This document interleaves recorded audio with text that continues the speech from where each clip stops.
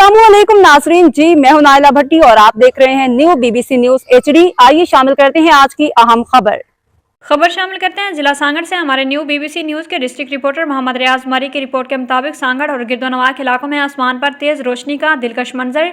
तफसील के मुताबिक गुज़श्ता रात तकरीबन 10:20 पर सांगड़, चोटियारियों, कोट नवाब, लटको, बकोड़ो, टंडो, मिठा खान और करीबी इलाकों के रिहायशियों ने आसमान पर एक इंतहाई तेज रोशनी देखी जो गोया किसी शोले की मानद आसमान को चीरती हुई गुजरी।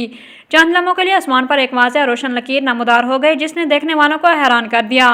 मैरीन फल्कियात के मुताबिक ये एक शहाबी पत्थर शहाब साकिब का वाक़या था जो फ़िज़ा में दाखिल होने के दौरान जलकर ख़त्म हो गया। इस तरह के कुदरती मनाजिर को आमतौर पर शहाबी सरगर्मी कहा जाता है जो ख़ास तौर पर अक्टूबर के इब्तदाई दिनों में ज़्यादा देखी जाती है।